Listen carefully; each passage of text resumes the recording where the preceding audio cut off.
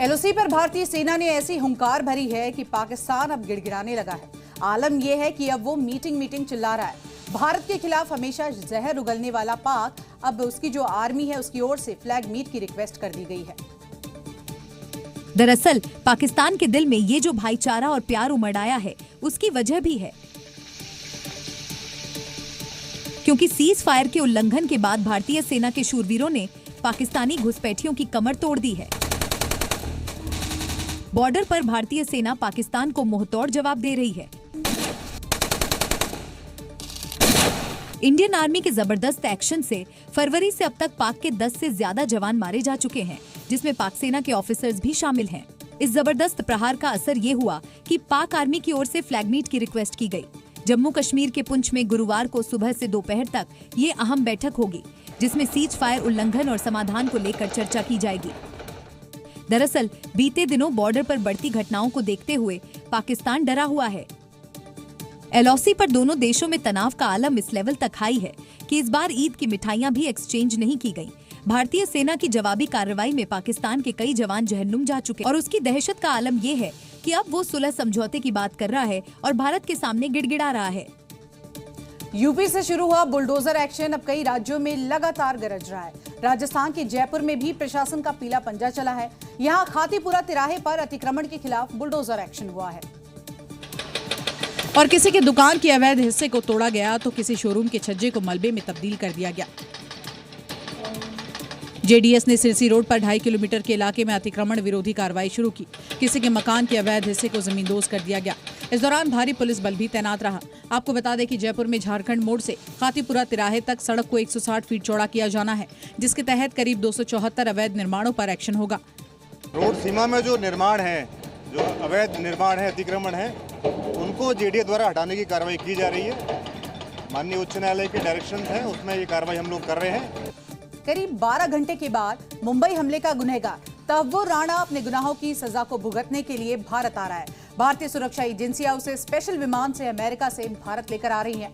26/11 मुंबई आतंकी हमले के आरोपी तहव्वुर राणा को अमेरिका से प्रत्यर्पित करके बुधवार को भारत लाया जाएगा।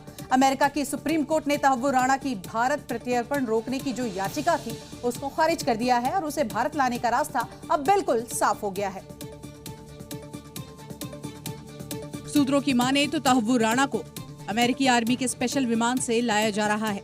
जांच एजेंसी एनआईए और खुफिया एजेंसी रॉ की जॉइंट टीम तहव्वुर को लेकर रवाना हुई है।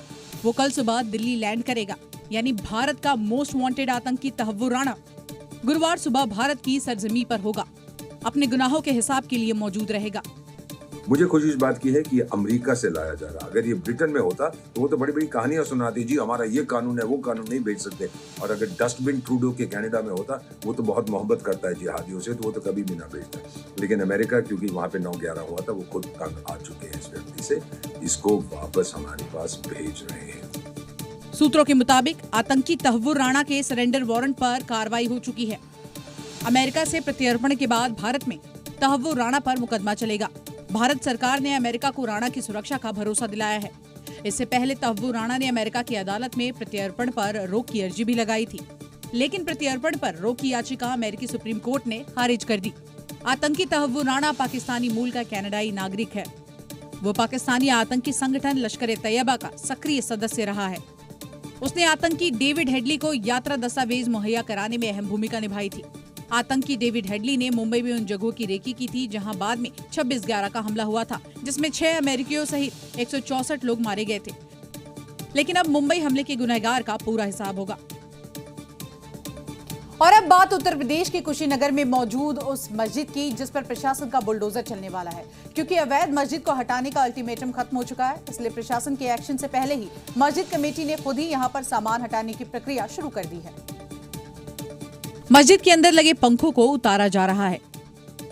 अंदर रखे धार्मिक पुस्तकों और सामानों को भी हटाया जा रहा है। यही नहीं, मस्जिद में जो लाउड स्पीकर लगा था उसे भी उतार लिया गया है, क्योंकि सरकारी जमीन पर बनी इस अवैध मस्जिद को हटाने के लिए प्रशासन ने 8 अप्रैल तक का समय दिया था। लेकिन अल्टीमेटम पूरा होने के बाद अब बुलडोजर एक्शन की तैयारी की जा रही है।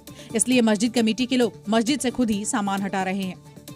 मस्जिद को खाली कराया जा रहा है। आप तस्वीरें देख सकते हैं कि ईदगाह के ठीक बगल में ये मस्जिद बनाई गई थी और आरोप ये था कि ये जो ज़मीन है ये सरकारी ज़मीन है, जिसके बाद इस पूरे मामले को लेकर कोर्ट के बेदखली के आदेश के बाद प्रशासन ने यहाँ पर नोटिस चस्पा किया था।